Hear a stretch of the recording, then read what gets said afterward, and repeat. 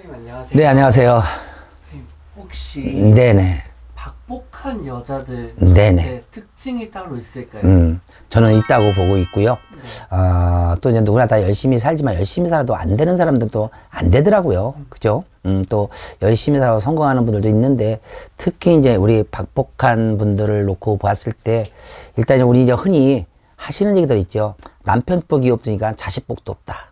이제 그런 분들 보고 저는 이제 또, 부모 덕이 없더니 남편 덕도 없다. 이제 이게 뭐냐면은 그거 보고 이제 박복한 분들이 이제, 사주라고 이제 생각할 수 있는데요. 첫째, 자, 박복한 사주는, 뭐, 타고나는 사주도 아주 없다고는 볼 수 없겠지요. 그죠? 그렇지만 저는 만약에 박한 사주를 타고나서도 충분히 박한 사주를 좋은 사주로 저는 만들어갈 저는 항상, 얘기하는 게 뭐냐면 사주는 저는 바꿔갈 수 있다고 저는 생각하거든요.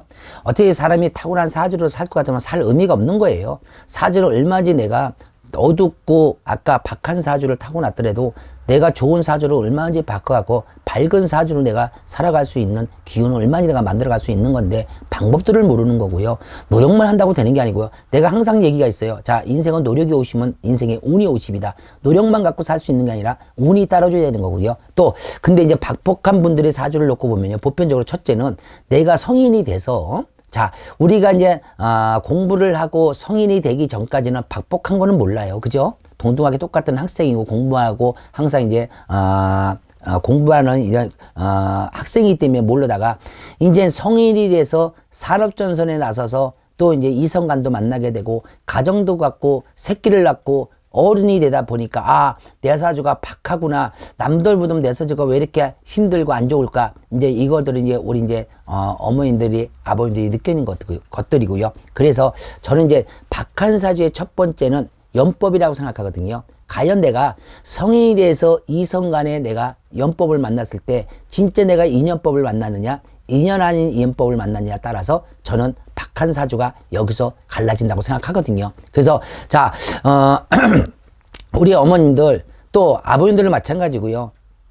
나한테 주어진 인연법은 분명히 있습니다. 자, 한 인연법으로 끝나는 사람이 있는가 하면은 연법이 2번, 3번, 5번까지 연법이 있어요. 그러면 5법의 연법을 만나 다 같이 살라는 게 아니라 그 중에 한 내 연법이 있다는 얘기예요.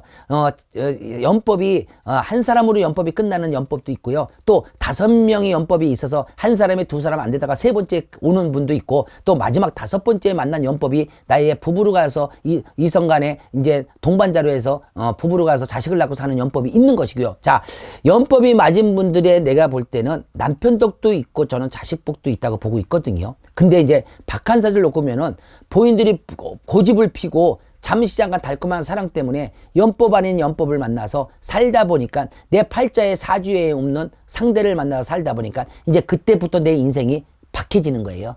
박복해지는 거야. 그러다 보니까 거기서 난 자식의 팔자에 없는 자식을 낳았으니 연법이 없는 자식을 낳았으니까 어떻게 했어요? 자식 복도 없는 것이고 남편 복도 없는 거예요. 그렇기 때문에 우리 어머니들, 우리 남편은 참 만날 때는 참 착하고 좋고 능력도 있고 돈도 잘 버는데 살다 보니까 망가지고 뭐 돈으로도 힘들고 서로 간에 성격도 맞지 않고 결국은 남남이들 이별을 주고 연법이 만나도 100% 다 살 수가 다 이별 없이 살 수가 없는데 인연 아닌 인연법이 없는 사람들끼리 만나서 이게 100% 산다는 것은 이거는 희박한 거거든요. 오히려 인연법이 없는 사람끼리 만나면 이별수가 더 많은 거예요. 그래서 이별수를 하는 사람들을 놓고 볼 때는 사실은 연법이 아닌 사람들이 확률이 굉장히 높거든요. 예, 그래서 저는 분명히 지금 이제 결혼을 안 하고 항상 요즘에 젊은 친구들을 놓고 봤을 때 이거 잘 들어야 될 대목 같아요. 왜냐면은 자, 인연법은 나한테 있는 것이다.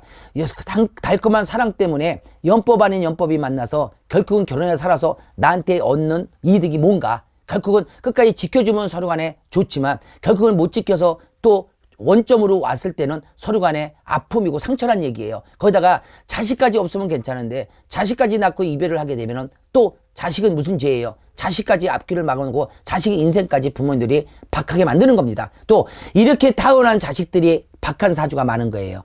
무슨 얘기인지 알겠죠? 부모들이 컨트롤 못하면서 자식만 나놓고 책임도 못 져주는 자식들이 열심히 살아왔는데 그래도 뭔가 주위에서 케어를 해주고 자식의 자라는 과정을 멋지게 만들어줬어야 되는데 그러다 못하다 보니까 내가 자유롭게 살다 보니까 세상 물정도 몰고 세상 공부도 못하다 보니까는 자식들이 박하게 살 수밖에 없는 거예요. 이런 사주들이 박한 사주가 많고요. 또 아까 부모, 과연 내가 어느 부모의 환경에서 자랐나에 따라서 또 사주도 내가 만들어진다고 생각하거든요. 그래서 있고 없는 거는 저는 이 사주, 박한 사주하고는 상관없어요. 돈하고 상관없는 겁니다. 과연 내가 어느 환경에서 내가 무엇을 보고 자랐으며 무엇을 보고 부모한테 내가 무엇을 받았나. 자, 무슨 내가 부모한테 좋은 것을 내가 배움을 갖고 내가 자라왔나에 따라서 저는 사주가 바뀐다고 보고요. 아까 얘기한 대로 중요한 것은 내가 누구를 만나냐에 따라서 사주가 박한 사주냐, 사주가 행복한 사주냐가 변하는 것이고요.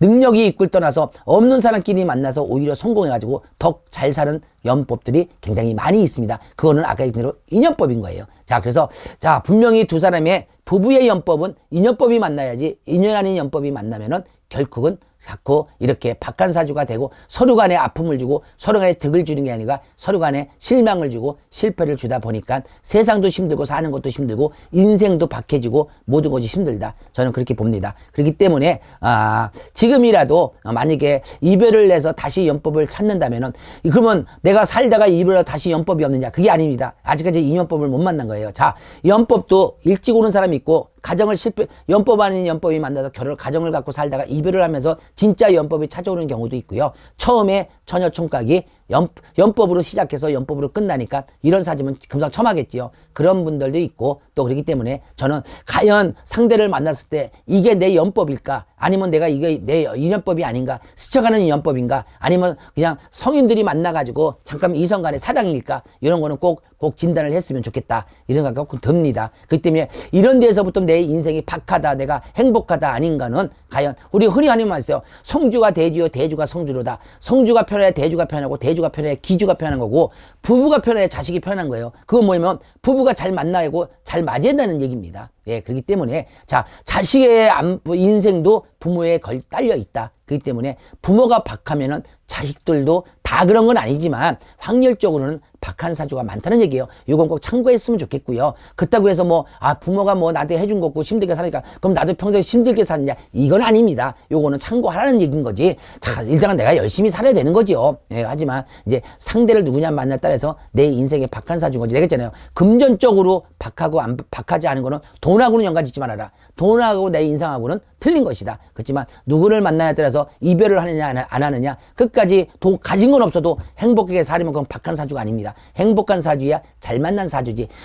일확천금을 쥐고 살아도 힘들게 살고 눈물 흘리고 살면 그게 박한 사주인 거예요. 그죠? 돈을 줬다고 박한 사주가 아니거든요. 그렇기 때문에 꼭 판단 잘해서 요즘에 젊은 친구들 너무 지혜롭고 요즘들은 또 어디 가서 물어서 맞냐 안 맞냐 띠까지 보고 옛날에는 내가 부부간에 살이 들었는지 원지 쌀이 들었는지 상추 쌀이 들었는지도 모르고 그냥 둘이가 살다 보니까 어디 가서 물어보니까 살이 되어 서로 간에 살 수가 없는데 왜 살아요? 그러다 보니까 나중에 진짜 이별을 하게 되고 이런 경우가 많거든요. 그래서 요즘들은 참 젊은 친구들이 이런 데를 이제 믿지 않고 사는 친구들이야 모르겠지만 이런 데를 믿는 친구들은 와서 과연 내가 상대가 나하고 맞는 띠인가. 요즘은 또 기본적으로 원진쌀 상추쌀 정도는 알고 살더라고요. 그래서 그 띠와 살은 좋은 것이 아니기 때문에 피해가는 게 좋겠지요. 그래서 인연법을 만나서 사는 것이 내 박한 사주 이겨낼 수 있는 사주야. 만약에 타고난 사주가 내가 박한 사주를 타고났다 해도 충분히 저는 좋은 사주를 만나면서 그 내 사주도 바뀌어갈 수 있는 방법은 그거는 충분히 변한다. 그래서 인생의 사주는 변화야 팔자는 변한다. 그렇기 때문에 변하고 안 변하는 거는 내 노력에 달려있는 거고 나의 삶에 달려있는 것이니까 꼭 모든 분들 남들이 똑같은 출발점에서 출발했는데 남들은 먼저 내 목적지에 도달을 했는데 나는 밑에서 긴다고 해서 나는 저 사람보다 못난 것이 없는 게 아니라 조금 늦을 뿐입니다. 분명히 나도 끝까지 도달을 하는 거예요. 그렇기 때문에 꼭 긍정적으로 희망을 가지시고 힘내셨으면 좋겠고요. 아무튼 꼭 상대만큼은 내가 현명하게 판단 잘해줘서 내 인생이 걸린 것이고 내 앞날에 사주가 걸린 것이기 때문에 참 소중하다고 저는 중요하다고 생각합니다. 네, 좋은 말씀 감사합니다. 감사합니다.